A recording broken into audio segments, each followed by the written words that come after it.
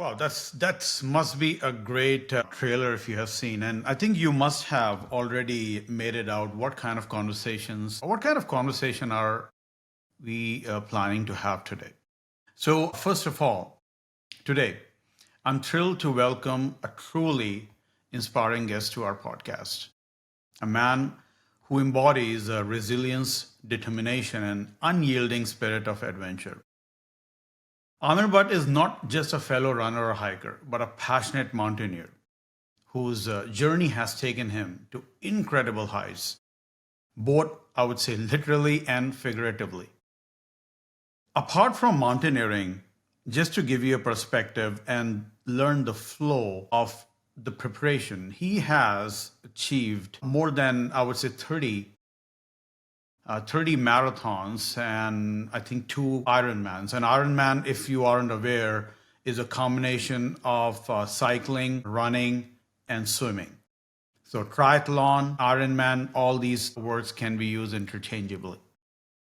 But his latest achievement, conquering majestic Broad Peak, standing tall for over 8,000 meters, which is again yet another feather to his illustrious cap.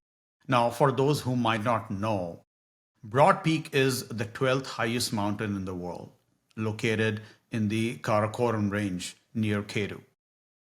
It's not a walk in the park. It's a true testament of the physical and mental endurance with extreme weather conditions and treacherous paths. Reaching its summit, I would say, places Aamir in the elite league of mountaineers. If you recall in our previous episode, we had an honor of talking to yet another incredible individual, Jafar Ismail, and now Aamir Butt. I often joke around that I need to keep a better company with these gentlemen and trailblazers because this is one of the smartest decision what I have ever made. Well, having hiked with Amir on few occasions, I have experienced and watched him gracefully climbing those big boulders just like a walk in the park, which I mentioned. And while I still catch my breath and see how he is hiking, and I always try to end up Googling, is hiking supposed to hurt this much? His fitness and pace is so impressive that even younger hikers like me reconsider my life choices, maybe gym memberships or snack habits. Amir's story is one of the pushing limits, overcoming challenges, and today we are excited to dive into his experiences, lessons learned, his mindsets to drive him to such an extraordinary accomplishment. Let's talk. Let's talk.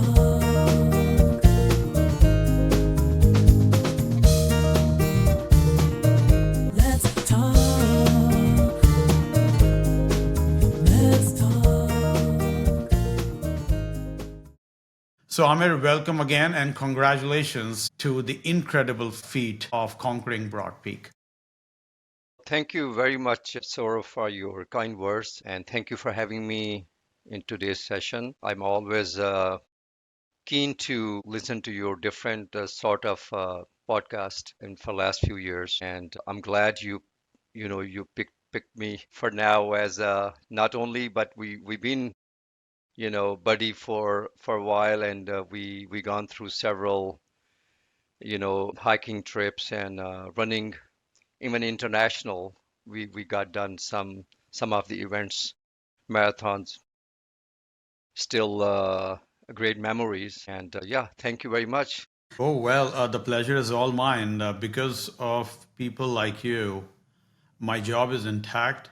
I keep getting guests because the extraordinary things you guys do always keeps my podcasting career alive. So that's great. So first of all, Amir, obviously I know you personally as well, but just for the sake of introduction to our guest, who is Amir Butt? Where is he from? And why is he doing those crazy things? Yeah, that's I have to go dive back to my young age, but yeah, I'm in short words, I born in Pakistan, a small town, Wazirabad, very, you know, 2 hours from Lahore. I did my engineering from UT, and then I my career, I started from golf for a year and a half in Dubai. Later on, I moved to Canada and spent three years, and then further, I found my IT career in East Coast, New York. Since then, I'm here. I live in New Jersey for last New Jersey, New York overall, I would say like 30 years.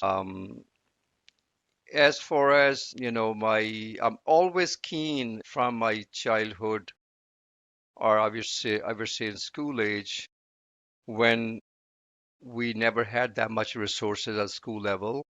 But I was personally very keen to do all sort of, activities and sports and all those stuff. So cricket was predominantly, one of the game in our, but I was, playing as a fun, but never been serious in cricket. But I was always looking for running, browsing, hypertrophy gym, the bodybuilders magazines, kung fu movies and magazines and those kind of stuff, and always looking into it, like how I can get into that just without any guidance or anything. So it's something I had in my mind, which I try personally, a little bit here, a little bit there, and then until I grew up in college and university, where we got channelized few of the things, and then involved in the inter-university sports and those kind of stuff. Used to have a trip to northern areas on the mountains. I always feel like, one day maybe I should go on the mountain.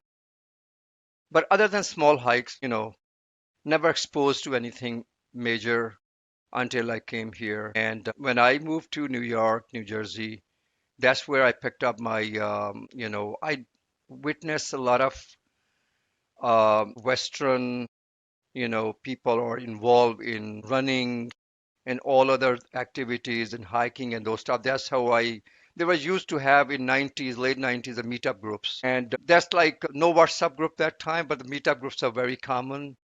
And that's how I started joining them. And I picked up the hiking group, I picked up the running group, and started with the 5Ks, 10K race in New York, Central Park. And this was like the journey started like very, without having a serious mindset. But I would say because, to be part of, at some extent. And since then, in upstate New York, I went all the big mountains in Adirondacks, in New Hampshire. I'm talking about in like 25 years back. And then I realized, this is something I really, really personally like it. And, especially the hiking, because somehow I was outpacing a lot of people, even though they were more younger than me. Somehow my stamina endurance was pretty pretty good. So that's how I got into it. But never like seriously looking into world tallest mountain or anything like that. But obviously there was something hidden in my mind when I was in back home. People were talking about and all those Himalayas and Karakorams or Hindu Kush range, the world tallest range, on a globe. And then this is how I started my journey. Yes. Okay. So, one thing actually, we get into the broad peak and all. So, you did mention that you had some fascination towards fitness and all. And you have seen when you came to North America how people are spending and investing their time. And this is, I think, back in 25 years or something when you were relatively young. And I'm sure that you may not have that kind of a camaraderie or group what we have now. So, how exactly you maintain, I would say, that motivation, or were you doing these things alone? Because this is one of the primarily people think that, oh, they would like to start. However, either do they need a group or they have to be motivated, self driven, but sometimes not everyone is. What was that time looks like back in the day? So that's a very good question, and I always pointed out when in our group of runners, fellows, and all those stuff when they talk about, because majority of socializing, I've I've seen like my last decade, or I would say the last in 10 years, these groups formation and in the town level or maybe cross town level, and set up our weekend running distance long runs and all those stuff. Back then there wasn't such that kind of culture, and I believe primarily the reason was because there was no cell phone in late 90s and early 2000, even though there was, but not something like their smartphones concept. No social apps that time. Nowadays is very handy. So I would say first 10 years pretty much I was very alone chasing my goals. There's no such kind of like training concept also. Wasn't aware of it. I ran my first marathon in 2007, and then every year I picked up like one or two marathons, like 2008, 9, 10, and obviously New York is one of the gem in marathon. So fortunately, I ran my first year New York, and that gave me really a big push, a motivation to kept moving towards that kind of.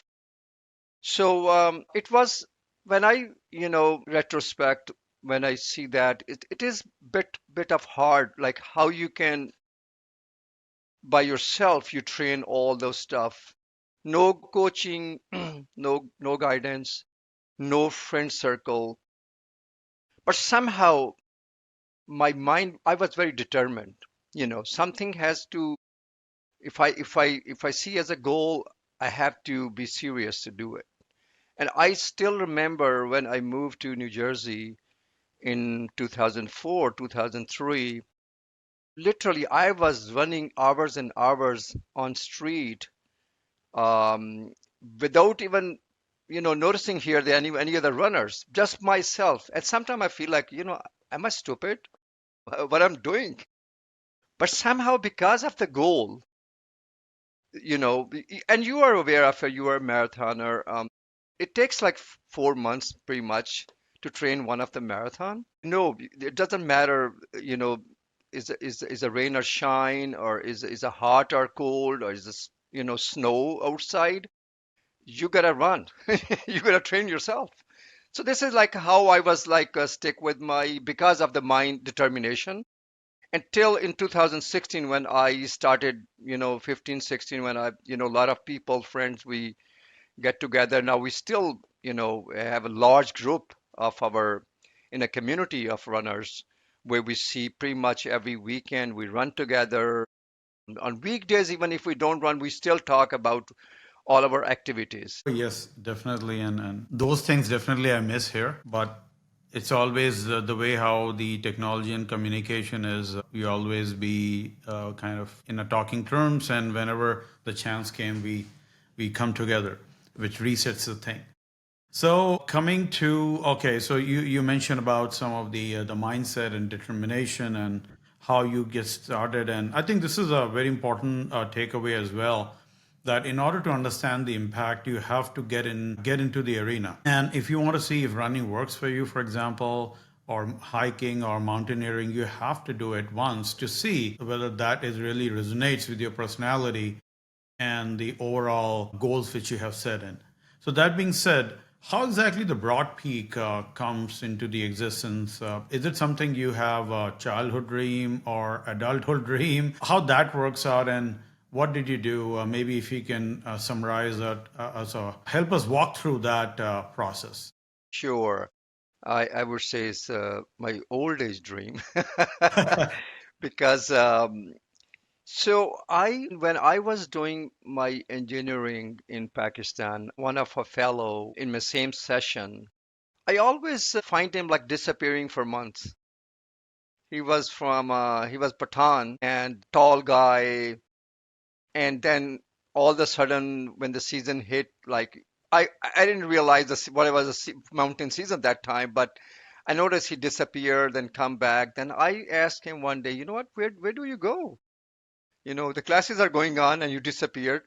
It's, I joined a organization, or I would say the people they operate that business, and I help them and go for the people from foreign. They come from, scaling large mountains here, and I help them out. I go there and then, climb with them. And then, that the first time I feel like, one day maybe, I should go there as well. Not having anything, particular mountain names or anything, but just anything which is like challenging. When I came here, we started hiking, as I said earlier, but that was like, not very wintry or ice covered peaks. But since, like, I would say the first one we made a trip to Nepal, 18, when I planned to one of the Labuche East, one of the peak. That was ice covered and also glaciated peak. And that was my first experience. But that time I already prepared my mind, one day I have to, step on one of the world tallest peak. When we say world tallest peak, mean there are 14 peaks out there, and all of 14s are located in Nepal, Pakistan, and China. Seven are in Nepal, five are in Pakistan, and one in China. And some of the peak is shared by China and Nepal and Pakistan as well, like a K2 and Broad Peak also shared by China, but they don't this very hard route from there. But Everest is one of the route which is commonly used from both ends, but most people they prefer in Nepal, but China people also the route also used for the.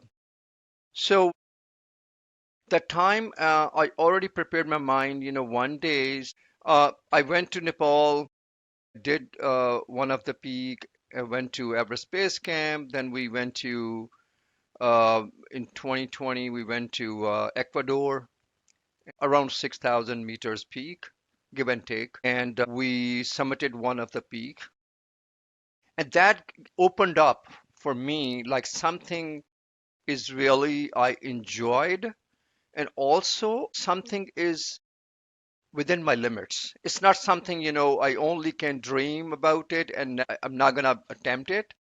So this is it gave me a lot of confidence.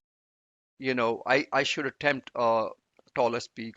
This was like one of the primary, the reason I started looking, dreaming about, one day. So when we say want to do the 8,000 meters, there are so many, it's a complex because you need a fitness, you need endurance, you need the budget, you need a time off, not only from your employers, but also from your house.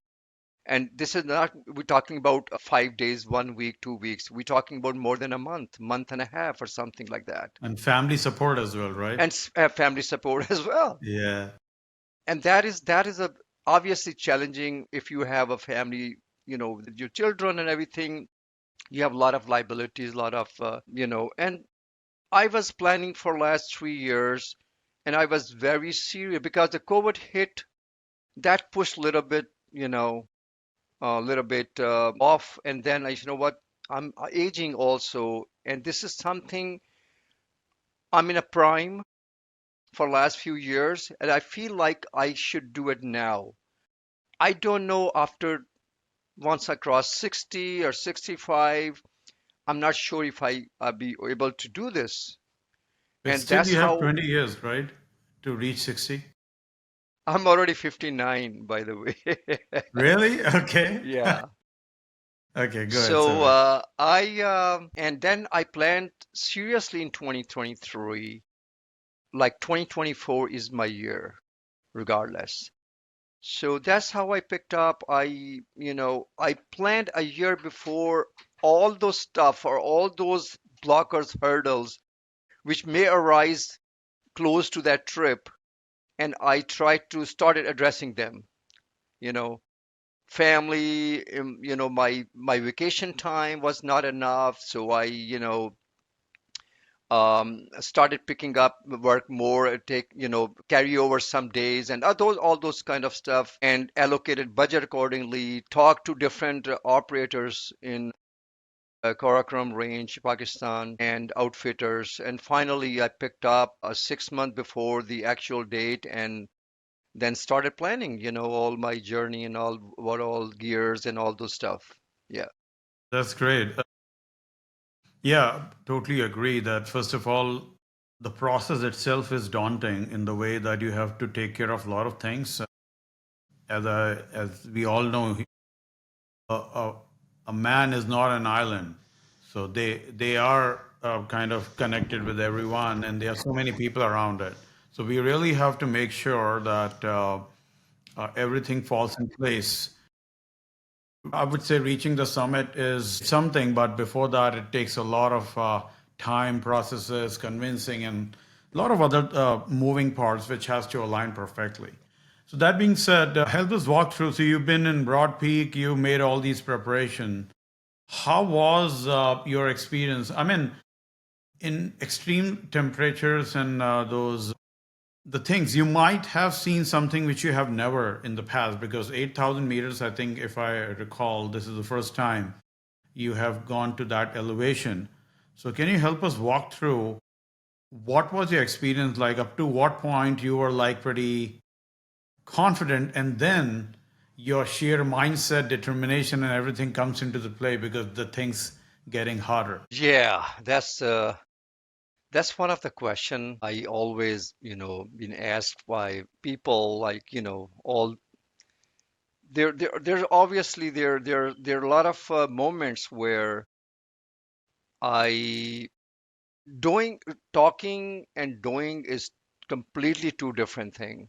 You could plan all the, on papers, you can plan everything, but when the execution happens, and things comes up like totally which is unexpected, uncertainty, and weather condition, all those stuff. So I don't know, I personally speaking, even though I was mentally very prepared, but there were few moments when my body, my I had to give second thought, few moments, maybe this is a time to turn around.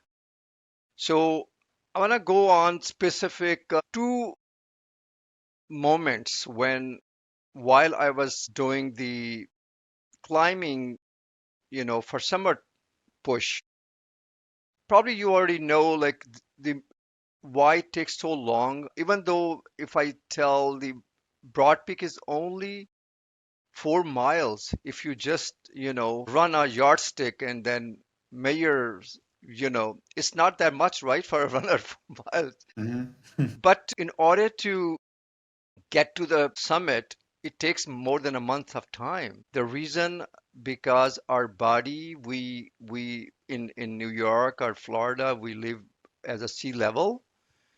Our RBCs are not ready to survive in a low oxygen, high altitude area. And so that's when we get to the mountain at the base camp, which is for the Broad Peak, it is almost 15, where we set up our everything, for close to a month of time. So we track from a Skardu, that's a major city, and then for 7 days, and we get to the base camp, settle there. From there, we stay a few days, and we call rotations. And rotation happens like, let's say, 2,000 feet, we go up and come down, and they call it Camp 1, Camp 2, Camp 3, Camp 4 before we get to the summit. So these all, and gradually we increase. So the next, after 2 days, we go again for next rotation. We go to Camp 2, sleep there, come back, Camp 1, or come back to the base camp. So that's rotation happens like the whole 2 3 weeks before your body's ready and your red blood cells are now adaptation happened and you can survive in the thin air. Now, coming back to the point for when we're talking about those the moments when one we got the call for summit. Okay, so weather is good. You guys should go. So when we were talking about like we as a what they call expedition, like our expedition, our group, there were like 15 other groups at the same time. So usually on the mountain you get a call at once, so everybody, all the group leaders get together, they decide what is a summit day. Usually it's the 3 days windows when this summit, the forecast seems very, compelling for everyone. So everybody actually on the mountain that, in 3 days I would say. So we went there, and Camp 2, we reached there and then stayed there, and the weather changed, completely changed. And we hunkered down for 2 days with the less food and and then because we were not prepared to stick in the tent for that long. And third day, we got a call to come back because the weather is not opening up on on the summit. That How was your feeling then at that that's time? what I'm saying. Those 3 days in the tent, when you cannot step out because the condition is so adverse, the wind is too high, too heavy, and the gust, and also the wintry situation, the snow. And also you don't want to get lost because you are on the ridge or somewhere and there's no path. You can the rope set is also, sometime covered by because fresh snow, and you cannot take chance unless your Sherpa, they are more trained and they're experienced people.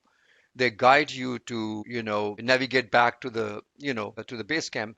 But anyway, just coming to the point, that 2 days was really, really, I would say, very hard for me because of the no activities. Was just in a one small And dome. yeah. You're three people stuck. You cannot do anything. There were two tents and we were like 5 people, 4 people, and that was like a one of enough. We felt like, we are done. We because of the food deprivation, our body system was getting down, 48 hours, and then we feel like probably this is over. Over mean the whole journey is over. And then finally we went down, and then base camp. We took a rest 2 3 days, and again energy. We restored energy. We got the summit call. We went up there after a few days, and we went to Camp 3. And that's where my second moment, as you said, addressing to your question, the summer day. Usually, summer day start at the night time. We 8 p.m. we started. In next 2 hours, I was above 21,000 feet, and that was the summit push. So, and I never, had this situation when I started having pain in my back of my head, like this area, very specific, spotty area, you're right. And I say I never had that headache. Usually headache is like, a half or full, but not Hmm. like as pinpoint.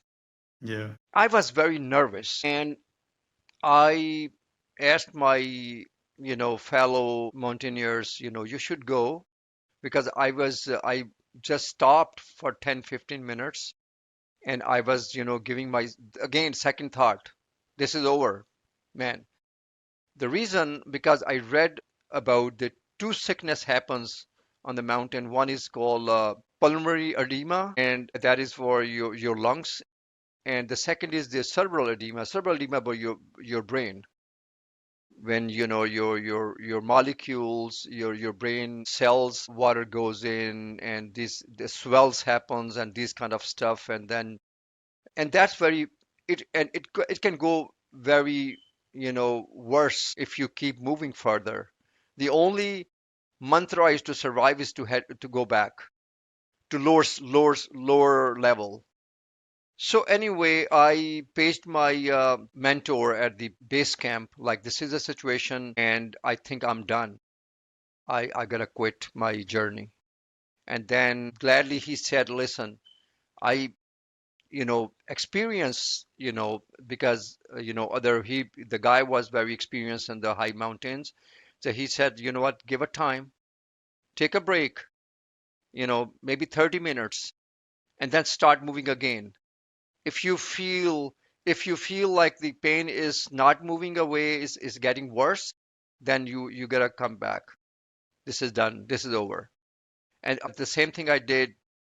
I waited and then started moving after like 20, 30 minutes. And to be honest, the pain disappeared. And then I kept moving to my summit, push. And this was, well, like I would say, the mountains, sometimes weather, sometimes your body condition, your brain, your fatigue, and it could be anything can change your mind. Yeah, and obviously you will hallucinate, and you have, because I recall the first time when I went to Mount Whitney, I had something similar in terms of headache, and there are 99 switchbacks, if you recall, Yeah. right? And that's where a lot of people return. Yeah, Somehow I exactly. survived. Like we were 15, and out of that, I think five returned because they have a lot of AMS and their acute mountain sickness and all. So I recall that, and obviously the two things which really makes me think in your thing is obviously you were returning 2 days of that ordeal, how you were going through doing nothing, that kind of tension, and then spending all, I'm sure you must going through all those things. What would happen, everything goes in vain, we spend so much, we have a process and everything, and then the second time when you said like you have those that particular point headache, I think at least I can have a glimpse of what it goes. And at that time, I think one of the most important thing is you have someone behind besides you who gives you a right advice to ensure. And I think that's what it happens in your case, because you thought you were done, but your expedition people, they mentioned that no, you're not done. Just wait for some more time and recollect your thoughts. So that's great, actually. So once you did a summit, how exactly you were feeling? Like, were you crying? Were you just speechless, or what was that? If you can convert it into words, I know these things is very difficult to explain in vocabulary, but I just would like to know what it feels like. I First of all, I was not crying. Okay. I was very happy, and I think it's a sense of achievement when you reach one of the lifetime, your milestone, biggest milestone, I would say. There's a sense of achievement, and you gratitude when you reach there. This is it. And that's what I had a feeling. I was completely soaked with the graduation, and with all the thing. I think the moments I spent there, I was recalling my family, my loved ones, my friends, especially Mountain Madness group. Yes. And each one of it, it was coming to in my mind, because I'm I'm I'm sure they're the well-wishers, right? And they were very much following me, my footsteps, that journey. With the satellite I was having, they were like seeing like where I'm stepping, and how far I am. And that day, especially, few of my friends, they could not sleep, including Jafar, Sharik, and they were like communicating with the rest of group, where I am now, and how far I am. Now I'm waiting for something. Maybe I'm not moving. So that's that kind of thing. So I had in my mind that moment, all those people, my family, and also obviously, as I said, my self accomplishment. Like, this is something I dreamt about for, whole decade, one day maybe, and this is a moment to cherish that moment, And luckily, the summit moment was because the weather was not that bad. There was a wind, and we had an oxygen mask and oxygen tank, and we removed few of the moments, and also the we stayed there pretty much. Usually people don't stay more than few minutes. We stayed there almost 15 minutes on top. It's 26,414 feet, above Incredible. sea level. And um, and also at the same time, the biggest challenge for anyone who get to the summit to descend back, right? To how to descend it, because that most of the tragedy happens when people descend, like 80%, I would say. So Wow. that is another thing in your mind, right? You cannot just stay that long. You have to be careful when you return because your body's energy system is completely depleted that time. It took me 20, I just want to mention that from Camp 3, because we skipped Camp 4, Camp 3 to Summit and come back, it took me 23 and a half hours, all night and next day. And when I reached to the Camp 3, that was sunset already happened. Plus, almost you are not eating anything because your body doesn't, it's not in the high 8,000 meters. I mean, that altitude, your body does not demand anything out of your energy system, and plus also you're pushing, and that's why people is very lethargic and fatigued, and people get hallucinated and all those stuff, right? That happens.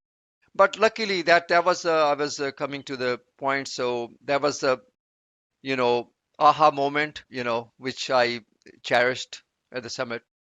That's great. I know. And we can only imagine. I think you get the true feeling of what it happens. So as we going towards the end of our conversation, what's next for Amir? Yeah, that's a good question. So first Initially, of all, you have to be very careful because when you yeah, share this, yes, and if yes, you say something which can go for and against in your family as well. that's right, that's right. So, Good. um, Just first kidding. of all, Yes. I want to thank you for my family. Be supportive all the time. They never said like, why I'm doing this. I should not do this because of my age and everything, and also because the risk reward factor, the risk is pretty much high, and that I acknowledge that. But initially my goal was to just to do 1 8,000, because as you said, it's a feather on your head, your hat. But then the issue with the human psyche is, there's no limits. You reach one goal, now you start thinking the next. Another one. Just like marathons. And the reason behind, it's not only myself, it's just the company. When I was there, I met so great people there. Nim Purja, the guy who 14 peaks he did in 6 months, the world famous guy. He was also there with his client. I met him, and we did the same day we did summit, just a few hours apart. And a very nice guy, very fit. The reason I was saying is I met so many nice people there, experienced people, and people that were doing they have done 6 mountains, 4 mountains, 8 mountains, like that of people. My mentor, I want to share also, Sharoz Kashif, who's also businessman. He That was his company I you know joined for that expedition. He's the youngest Pakistani who has done 14 peaks. He's hardly 23 years old because of all this experience. And thank you, Kashif, Sharoz Kashif, for accept me for even with the old guy. The other members were young. So anyway, coming to the point. So the next, when you say what is the next? So far, when I returned, I say, you know what? Let me take a rest first of all before I announce anything. I now 2025 as it started. Um, so far, no goal for any mountain in 2025 because there are several other um uh, uh, events aligned, like 3 marathons, Boston, London. I applied for Sydney too. Hopefully, we'll get that result soon for if I can make it. And then I have an Ironman, Lake Placid, one of the hardest Ironman. That's also aligned for next year. I mean, this year, sorry. So I think 2026 we are talking about, and I think that's probably is going to be Nepal. I haven't decided what mountain yet, though we picked a few of the peaks, maybe this one or that one. So we'll get to know more serious by summer this year, if that's happening. That's great. That's great. Actually, you already have a lot of things lined up in 2025, which doesn't have anyways breather room for doing anything else. Great, and I'm sure you get a lot of wisdom from all these uh, the people who you just quoted. As we go towards the end, so what is I would say, what is a message you would like to give to younger people or the people who would like to get into this or in any other activity, and also give some advice around while we chase these number of peaks, we have to be cognizant of the fact, right, that numbers are there, but we should not go only by completing the numbers and go on an ego trip, but we have to be very careful as well. So, what is your message to the younger people who are aspiring to be a mountaineer? So I think the message is lifestyle, what we normally go through. Strongly advise be involved in any activities first of all. Always do something which requires, your strength, your endurance or something. I'm not saying because just a mountain, but overall I was saying pick up a healthy lifestyle and whatever you like, either running. Some people hate running. I'm not saying, and but it could be running, could be basketball, could be anything else. Gym maybe. But I think that primarily the focus should be to be disciplined. That's important. It's not like something because other person is doing it and I wish I should do it. That usually, it does not last long unless you are become passionate about, serious about your health, and and that's what my whole life story is about from in childhood, as I was alluding earlier. Like I was passionate from my young age, regardless of having any goal, like what I wanted to be, but just to be, just to do something. And that's what I strongly advise. Be involved in something, like could be running, could be hiking, could be mountaineering, could be ice climbing, could be other activities like basketball or other sports. So but as far as you said, right, never chase numbers. Numbers is something, unless somebody is elite level or something, and I'm not elite, I'm not a pro, I'm a regular guy like any family person. So I would say, set up a goal at a given time and chase that goal. And then once you reach there, then think about the next one, what you want to do next. Maybe sky is the limit, right? You can, the whole life is there, and always do something. And that's how it is. And the mountaineering the same thing. Do hiking, and if you think this is for you, then enhance that, your motivation, and go to the next level, maybe some winter peaks.